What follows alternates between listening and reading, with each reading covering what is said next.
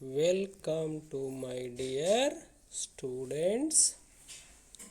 My name is C.H. Parshaya, lecturer in Commerce, Government Degree College, Mantani, Peddapalli District. ఈరోజు మనము నేర్చుకోబోయే పాఠ్యాంశము వ్యాపార చట్టాలు అనే సబ్జెక్ట్, బిజినెస్ లాస్ అనే సబ్జెక్టులోని ఇండియన్ కాంట్రాక్ట్ యాక్ట్ 1872, భారత కాంట్రాక్టు చట్టము 1872 అనే పాఠ్యాంశమును నేర్చుకోవడం జరుగుతుంది. ఇందులో మనము కాంట్రాక్టు నిర్వచనము, అదేవిధంగా సక్రమమైన కాంట్రాక్ట్ యొక్క ఆవశ్యకాలు, ఎసెన్షియల్స్ ఆఫ్ వ్యాలిడ్ కాంట్రాక్ట్, అదేవిధంగా క్లాసిఫికేషన్స్ ఆఫ్ కాంట్రాక్ట్స్, కాంట్రాక్టుల వర్గీకరణ, అదేవిధంగా ఇక మనకి కాంట్రాక్టుల యొక్క రకాల గురించి మనము నేర్చుకోవటము జరుగుతుంది. మొదట కాంట్రాక్టు యొక్క నిర్వచనం గురించి నేర్చుకుందాం. మరి ఈ భారత కాంట్రాక్టు చట్టములో కాంట్రాక్టు అంటే ఏమిటి అనేది మనము చూసినట్లయితే, భారత కాంట్రాక్టు చట్టమును 1872లో ఏర్పాటు చేయడం జరిగినది. ఈ భారత కాంట్రాక్టు చట్టంలో సాధారణ సూత్రాలు అనేవి 1 నుంచి 75 వరకు ఉన్నాయి. ప్రత్యేక కాంట్రాక్టులు అనేవి 124 నుంచి 238 వరకు ఉండటం జరిగింది. ఇందులో మనకి కాంట్రాక్టు అనే డెఫినేషన్ను లేదా కాంట్రాక్టు అనే నిర్వచనాన్ని మనకి ఇక భారత కాంట్రాక్టు చట్టము సెక్షన్ 2H ప్రకారము మరి ఈ విధంగా నిర్వచించడం జరిగింది. ఏమని? అమలు పరచుటకు అవకాశము కలిగి ఉన్న ఒప్పందాన్ని కాంట్రాక్టు అంటారు. అమలు పరచుటకు అవకాశము కలిగి ఉన్న ఒప్పందాన్ని కాంట్రాక్టు అంటారు అని భారత కాంట్రాక్టు చట్టము 1872 సెక్షన్ 2H ప్రకారం నిర్వచించడం జరిగింది. అదేవిధంగా మరొక ఇతర వ్యక్తులు కూడా, ఇతర న్యాయశాస్త్ర కోవిదులు కూడా ఈ కాంట్రాక్టును నిర్వచించడం జరిగింది. వారిలో సాలమండ్ అనే వ్యక్తి మనకి ఈ విధంగా నిర్వచించడం జరిగినది. కాంట్రాక్టు అనగా 2 పార్టీల మధ్య బాధ్యతలను నిర్వర్తించి ఏర్పాటు చేయు ఒప్పందం. 2 పార్టీల మధ్య బాధ్యతలను నిర్వచించి ఏర్పాటు చేయు ఒప్పందమునే మనం ఇక్కడ కాంట్రాక్టు అంటామని చెప్తున్నాం. మరి దీని ప్రకారం కాంట్రాక్టు 2 అంశములను కలిగి ఉండవలెను అని చెప్పడం జరిగింది. అందులో ఒకటి ఒప్పందము అని, రెండవది న్యాయశాస్త్రము ప్రకారము అమలు పరచుటకు అవకాశము కలగాలి. ఈ ఒప్పందాన్ని మనం ఇక్కడ ఏమని పిలుస్తామట అంటే అగ్రిమెంటు అని కూడా పిలవటము జరుగుతూ ఉంటుందని చెప్పడం జరుగుతూ ఉంటుంది. ఇది కాంట్రాక్టుకు సంబంధించిన నిర్వచనంగా చెప్పడం జరుగుతూ ఉంటుంది. అదేవిధంగా ఇంకోటి ఏంటంటే సెక్షన్ 2 భారత కాంట్రాక్టు చట్టము 1872 సెక్షన్ 2E ప్రకారము అగ్రిమెంట్ అనే పదం చెప్తున్నాడు. ఇక్కడ అన్ని పార్టీలకు ప్రతిఫలమును చేకూర్చు వాగ్దానము లేదా వాగ్దానముల సముదాయమునే మనం ఏమంటామట అంటే అగ్రిమెంట్ అంటామని చెప్తున్నాం. మరి ఈ అగ్రిమెంటు అనేది తప్పనిసరిగా కాంట్రాక్టులో భాగంగా మనం చెప్పుకుంటూ ఉన్నప్పటికీ మరి ఈ కాంట్రాక్టుకు ఉండవలసిన ఆవశ్యకాలు ఏమిటి అనేది మనం ఒకసారి చూసినట్లయితే, క్రమమైన కాంట్రాక్టు యొక్క ఆవశ్యకాలు లేదా essential of valid contract. Essentials of valid contract. మరి సక్రమమైన లేదా క్రమమైన కాంట్రాక్ట్ యొక్క ఆవశ్యకాలను ఏంటి అనేది చూసినట్లయితే భారత కాంట్రాక్టు చట్టము సెక్షన్ 10 ప్రకారం ఒప్పందాలన్నీ కాంట్రాక్టులు. ఒకవేళ అవి స్వేచ్ఛా సమ్మతితో ఏర్పాటై పార్టీలు అర్హతను కలిగి ఉండి అందులో న్యాయాత్మకమైన ప్రతిఫలము మరియు ఉద్దేశ్యము ఉన్నప్పుడు న్యాయశాస్త్రముచే చెల్లనిదిగా ప్రకటించబడకుండా ఉండాలి. ఒక ఒప్పందము క్రమమైన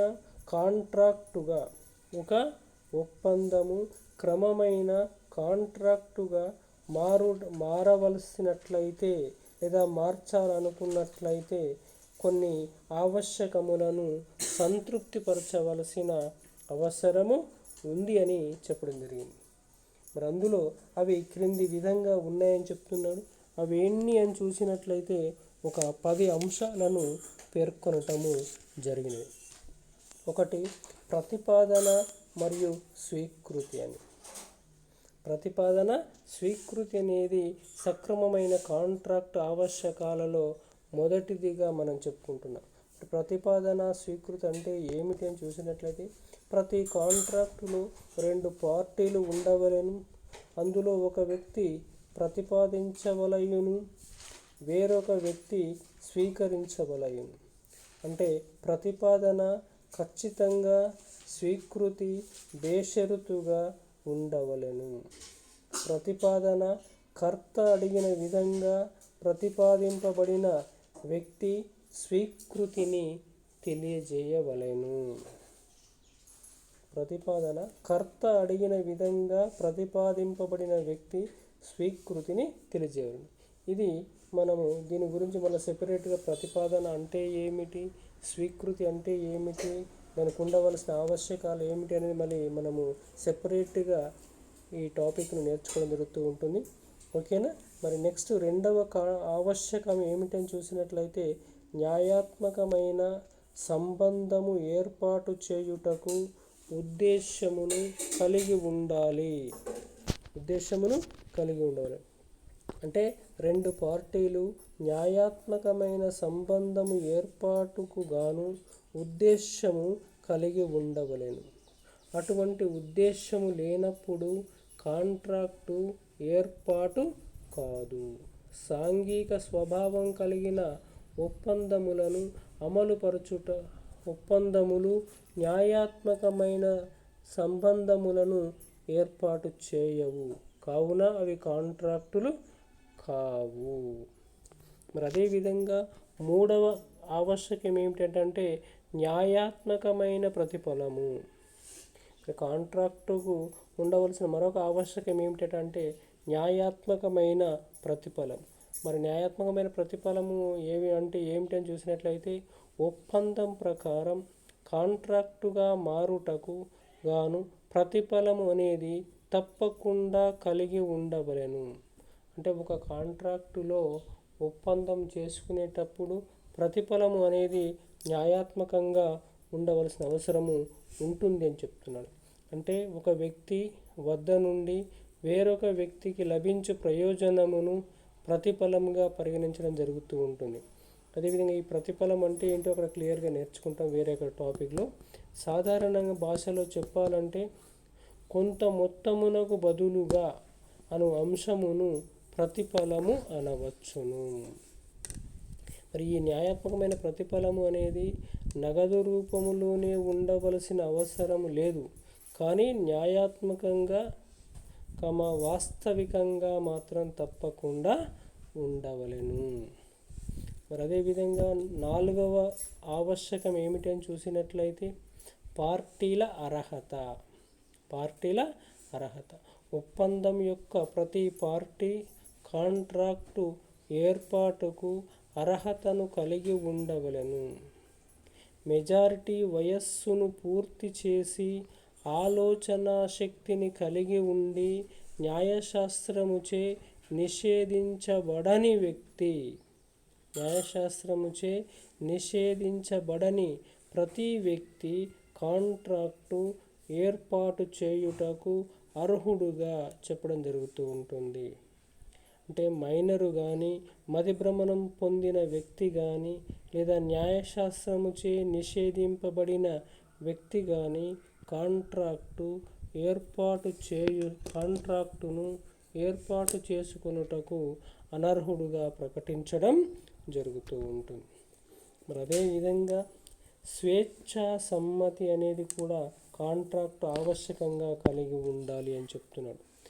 స్వేచ్ఛా సమ్మతి అంటే సమ్మతి అనగా కాన్షియస్ అనగా ఇరు పక్షాలు ఒకే వస్తువు గూర్చి ఒకే విధంగా ఆలోచించడం జరగవలే. ఇరు పక్షాలు ఒకే వస్తువు గురించి ఒకే విధంగా ఆలోచించవలెను. దీన్ని ఏమంటామట అంటే మనోభావ తుల్యత అని అనడం జరుగుతూ ఉంటుందట. మనోభావ తుల్యత. కాబట్టి స్వేచ్ఛా సమ్మతి అనేది తప్పనిసరిగా కాంట్రాక్టుకు ఆవశ్యకంగా పనిచేయాల్సిన అవసరం ఉంటుంది. మరి అదేవిధంగా మరొక ఆవశ్యకం ఏంటంటే న్యాయాత్మకమైన ఉద్దేశ్యము. ఒప్పందము యొక్క ఏర్పాటు ఉద్దేశం ఏ విధంగా ఉండాలట అంటే న్యాయాత్మకంగా ఉండవలెను. ఇది అవినీతికరంగా కానీ ప్రజా విధానమునకు వ్యతిరేకంగా కానీ ఉండకూడదు అని చెప్పడం జరుగుతూ ఉంటుంది.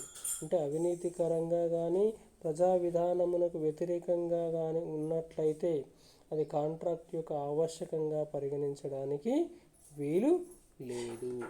మరొక అంశం మరొక ఆవశ్యకం ఏమిటంటే అంటే చెల్లనిదిగా ప్రకటించబడరాదు. దేశంలోని న్యాయశాస్త్రములచే చెల్లనిదిగా ప్రకటించబడకూడదు. దేశంలోని న్యాయశాస్త్రములచే చెల్లనిదిగా ప్రకటించబడకూడదు. కాబట్టి అలా చెల్లనిదిగా ప్రకటించడం జరిగినట్లయితే అది కాంట్రాక్ట్ ఆవశ్యకంగా పరిగణించడానికి వీలు లేదు. మరి మరొక ఆవశ్యకం ఏమిటంటే నిర్దిష్టంగా ఉండాలి. ఒప్పందము ఖచ్చితంగా ఉండాలి. అట్లా కాని ఎడల అమలు పరచుటకు అవకాశము లేదు. ఒప్పందం అనేది ఖచ్చితంగా ఉండాలి. అట్లా లేని ఎడల అది అమలు పరచడానికి అవకాశము లేదు అని చెప్పడం. దీనికి ఒక ఉదాహరణ చెప్తున్నాడు. బీకు ఒక మోపెడును అమ్ముటకు అంగీకరించెను. మోపెడ్ ఏ కంపెనీకి చెందినది అని తెలియజేయకపోవుట వలన బీల మధ్య కాంట్రాక్టు ఏర్పాటు కాలేదు. ఓకే, అందుకొరకే తప్పనిసరిగా ఏమంటున్నాడు అక్కడ నిర్దిష్టంగా ఉండాలి. మోపెడ్లో అది చాంపా, లూనానా, కైనెటికా ఇలా తప్పనిసరిగా మెన్షన్ చేయాల్సిన అవసరం ఉంటుంది. అలా మెన్షన్ చేయకపోతే అది కాంట్రాక్టు ఏర్పాటు కావడానికి అవకాశం లేదు అని చెప్పడం జరుగుతూ ఉంటుంది. మరి అదేవిధంగా మరొక ఆవశ్యకం ఏమిటంటే పూర్తి చేయుటకు అవకాశము ఉండాలి. అంటే దేన్ని పూర్తి చేయుటకు? కాంట్రాక్ట్ అనేది పూర్తి చేయుటకు అవకాశం కలిగి ఉండాలి. అంటే కాంట్రాక్టును పూర్తి చేయుటకు అవకాశం ఉండాలి. అట్లా లేని ఎడల దాన్ని అమలుపరచుటకు అవకాశము దానంతట అదే కోల్పోవటము జరుగుతూ ఉంటుంది. అంటే అది చెల్లనిదిగా పరిగణించడం జరుగుతూ ఉంటుంది. మరి అదేవిధంగా లాస్ట్ ఆవశ్యకం ఏమిటంటే చట్టపరమైన లాంఛనాలు. కాంట్రాక్టును మౌఖికంగా లేదా లిఖితపూర్వకంగా ఏర్పాటు చేసుకొనవచ్చును. న్యాయాత్మకంగా ఈ రెండింటికి ఎటువంటి వ్యత్యాసము లేదు. కానీ పార్టీల ప్రయోజనమునకు గాను లిఖితపూర్వకముగా ఉండుట మంచిది అని చెప్పడం జరుగుతూ ఉంటుంది. కొన్ని సందర్భాలలో చట్టపరమైన లాంఛనాలను పూర్తి చేయవలసి ఉండును. అంటే కొన్ని సందర్భాల్లో కాంట్రాక్టు పత్రాలపైన స్టాంపులు వేయవలెను మరియు అతికించడము జరగవలెను. మరికొన్నింటిని తప్పనిసరిగా రిజిస్టర్డ్ చేయించవలసిన అవసరము ఉంటుంది. ఇవి కాంట్రాక్టు యొక్క సక్రమమైన కాంట్రాక్టు యొక్క ఆవశ్యకాలుగా మనము చెప్పుకోవడం జరుగుతుంది. 1 ప్రతిపాదన మరియు స్వీకృతి. 2 న్యాయాత్మకమైన సంబంధము ఏర్పాటు చేయుటకు ఉద్దేశ్యము కలిగి ఉండాలి. 3 న్యాయాత్మకమైన ప్రతిఫలము కలిగి ఉండాలి. 4 పార్టీల అర్హతలు కలిగి ఉండాలి. 5 స్వేచ్ఛా సమ్మతిని కలిగి ఉండాలి. 6 న్యాయాత్మకమైన ఉద్దేశ్యమును కలిగి ఉండాలి. 7 చెల్లనిదిగా ప్రకటించబడరాదు. 8 నిర్దిష్టంగా ఉండాలి. 9 పూర్తి చేయుటకు అవకాశము కలిగి ఉండాలి. 10 చట్టపరమైన లాంఛనాలు పూర్తి చేయవలసిన అవసరము ఉంటుంది. మరి నెక్స్ట్ పాయింట్ ఏంటని చూసినట్లయితే మనము కాంట్రాక్టుల వర్గీకరణ లేదా క్లాసిఫికేషన్ ఆఫ్ కాంట్రాక్టులుగా ఏంటి అనేది మనం ఒకసారి చూసినట్లయితే, 1 చెల్లు స్వభావం ప్రకారము కాంట్రాక్టులు అని, 2 ఏర్పాటు ప్రకారం కాంట్రాక్టులు అని, 3 పూర్తి చేయుట ప్రకారము కాంట్రాక్టులు అని మనము చెప్పుకోవడం జరుగుతూ ఉంటుంది. కాంట్రాక్టులు ఎన్ని రకాలుగా వర్గీకరించుకోవడం జరుగుతూ ఉంటుంది? 3 రకాలుగా వర్గీకరించుకోవటము జరుగుతూ ఉంటుంది. మరి అవి 1 చెల్లు స్వభావం ప్రకారం కాంట్రాక్టులు, 2 ఏర్పాటు ప్రకారం కాంట్రాక్టులు, 3 పూర్తి చేయుట ప్రకారము కాంట్రాక్టులుగా మనము చెప్పుకోవడము జరుగుతుంది. మొదట చెల్లు స్వభావం ప్రకారము కాంట్రాక్టులు ఏమిటి అనేది మనము చూసినట్లయితే, చెల్లు స్వభావం ప్రకారం కాంట్రాక్టులను మళ్ళీ మనకి ఒక 6 రకాలుగా వర్గీకరించుకోవటము జరిగినది. 1 చెల్లే కాంట్రాక్టుగా మనం చెప్పుకుంటున్నాం. ఒక కాంట్రాక్టు చట్టము 1872 సెక్షన్ 10 ప్రకారం అన్ని ఆవశ్యకములను పూర్తి చేసినప్పుడు ఆ కాంట్రాక్టును చెల్లే కాంట్రాక్టుగా పరిగణించడము జరుగుతుంది. మరి రెండవది ఏంటంటే చెల్లని ఒప్పందము. మరి చెల్లని ఒప్పందం అంటే ఏంటట? ఒక ఒప్పందమును న్యాయశాస్త్రం ప్రకారం అమలుపరచుటకు అవకాశము లేనప్పుడు దానిని చెల్లని ఒప్పందము అంటారు. ఇది అబినిషియో అనగా ప్రారంభము నుండి అమలుపరచుటకు అవకాశము లేదు. ప్రారంభము నుండే దీన్ని అమలుపరచుటకు అవకాశము లేనిదిగా పిలవడం జరుగుతూ ఉంటుంది.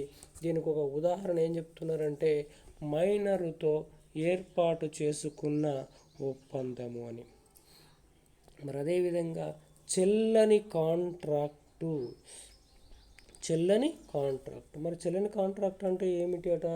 ఒక కాంట్రాక్టు ఏర్పాటు సమయంలో అమలుపరచుటకు వీలు కలిగి ఉండి ఆ తరువాత కోల్పోయినప్పుడు దానిని చెల్లని కాంట్రాక్టుగా పిలవటం జరుగుతుంది.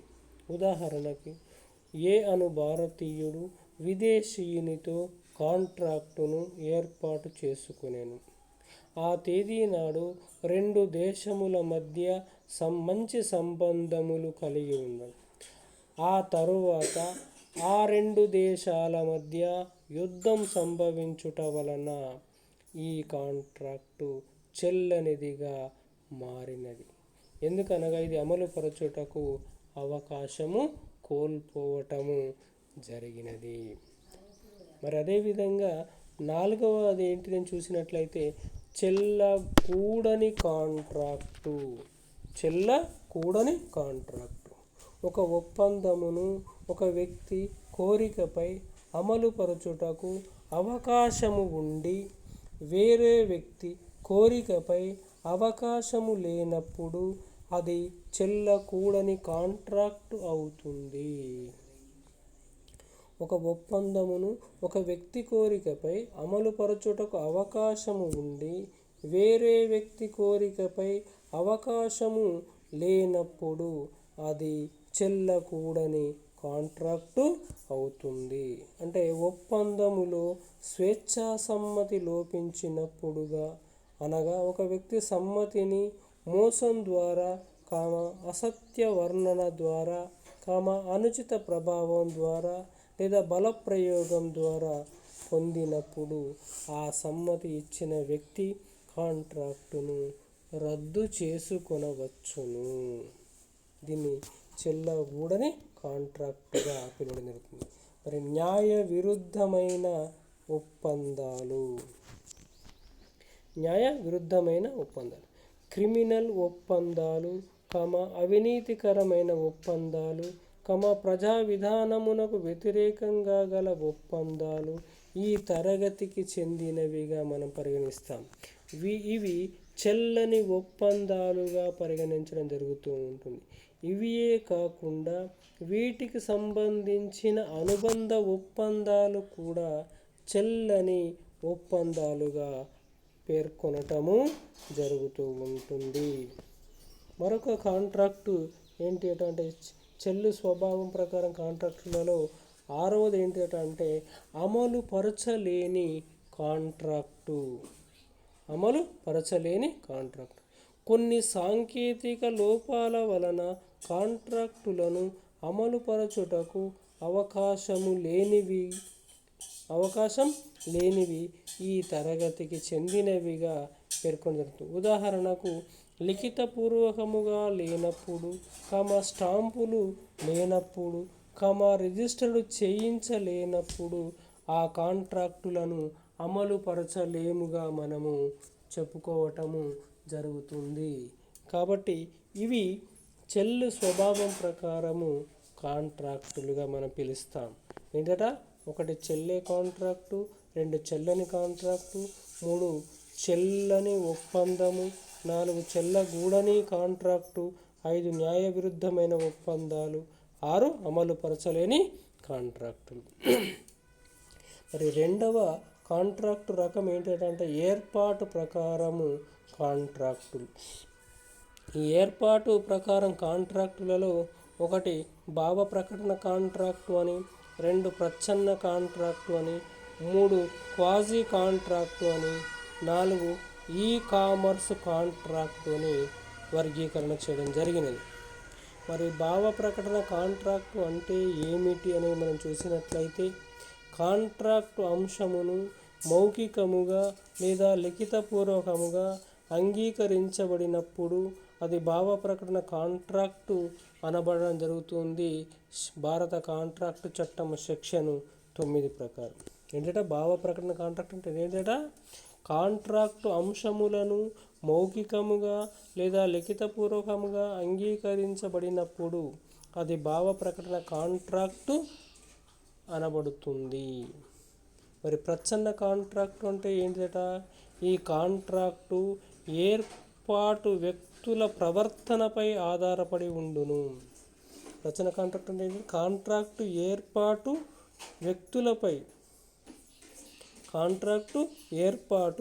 వ్యక్తుల యొక్క ప్రవర్తనపై ఆధారపడి ఉండును. ఈ ప్రచ్ఛన్న కాంట్రాక్టులకు ఉదాహరణ ఏంటిదట అంటే పబ్లిక్ బస్సులో ప్రవేశించుట, లేదా హోటల్లో టీ తాగుట, లేదా రైల్వే టికెట్ కొనుగోలు చేయుట ఇవి ప్రచ్ఛన్న కాంట్రాక్టులకు ఉదాహరణలుగా మనము చెప్పడం జరుగుతుంది. మరి అదేవిధంగా క్వాసీ కాంట్రాక్టులు అనేది ఇది ఒక కాంట్రాక్టు కాదు అని చెప్తున్నాడు. దీనిని న్యాయశాస్త్రము ఏర్పాటు చేయును. న్యాయశాస్త్రము ఒక వ్యక్తి బాధ్యతను వేరొక వ్యక్తికి హక్కును కలిగి ఉండును. క్వాసీ కాంట్రాక్ట్ అంటే ఏంటంటే ఇది కాంట్రాక్టు కాదట, దీనిని న్యాయస్థానం ఏర్పాటు చేయునట. దీన్ని న్యాయస్థానం మాత్రమే ఏర్పాటు చేస్తుందట. న్యాయశాస్త్రము ఒక వ్యక్తి బాధ్యతను వేరొక వ్యక్తికి హక్కును కలిగించును. ఉదాహరణకి ఏం చెప్తుందంటే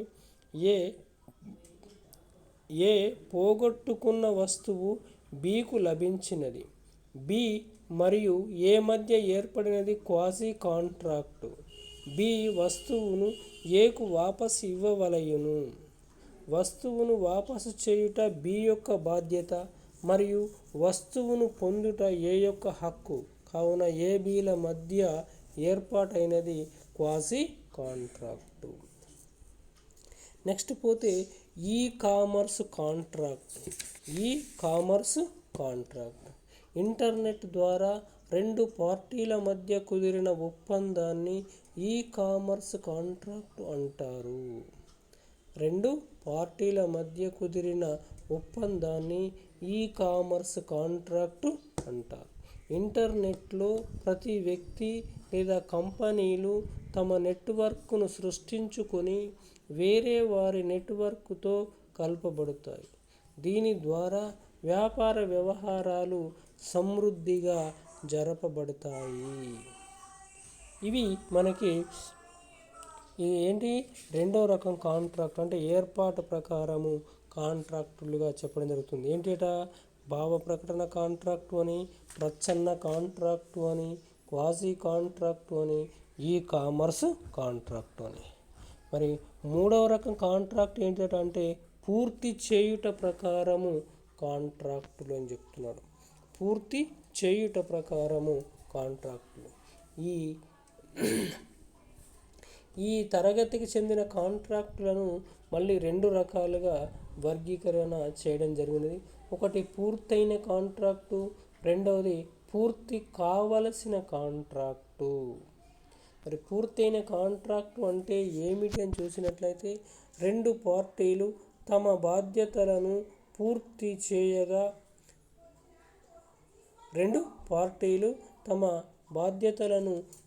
చేయగా కాంట్రాక్టును పూర్తి అయిన కాంట్రాక్టుగా పిలవటము జరుగుతూ ఉంటుంది. అంటే రెండు పార్టీలు తమ బాధ్యతలను పూర్తి చేసి అంటే కంప్లీట్ చేయడం జరిగినట్లయితే దాన్ని పూర్తయిన కాంట్రాక్టుగా పిలవడం జరుగుతూ ఉంటుంది. దీనికి ఉదాహరణ ఏ సరుకులను డెలివరీ చేసెను మరియు బి నగదును చెల్లించెను. ఈ విధంగా దీన్ని పూర్తయిన కాంట్రాక్టుగా పిలవడం జరుగుతుంది. మరి రెండవది పూర్తి కావలసిన కాంట్రాక్టు.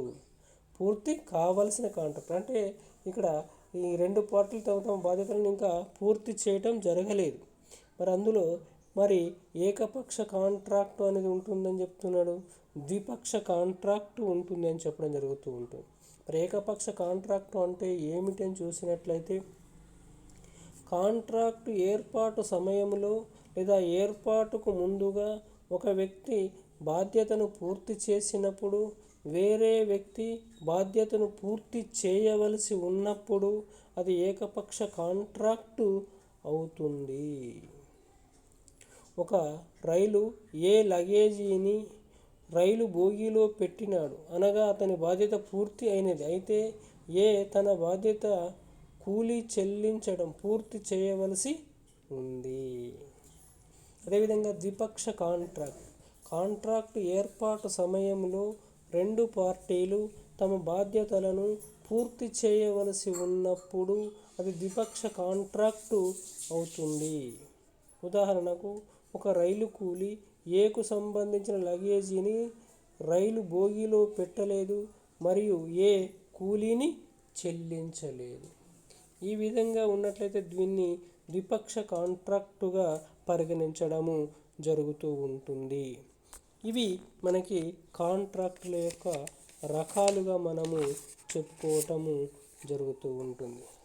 మనము ఇప్పటివరకు ఏమేమి నేర్చుకున్నామని చూసినట్లయితే కాంట్రాక్టు అంటే ఏమిటి, అదేవిధంగా సక్రమమైన కాంట్రాక్టుకు ఉండవలసిన ఆవశ్యకాలు లేదా లక్షణాలు, మరి అదేవిధంగా కాంట్రాక్టుల యొక్క వర్గీకరణ అనే అంశాలను మనము నేర్చుకోవటము జరిగినది. తరువాత క్లాసులో మనము ఇక ఏం నేర్చుకుంటామంటే ప్రతిపాదన స్వీకృతి అనే అంశమును నేర్చుకుంటూ ఉంటాం. Thank you one and all.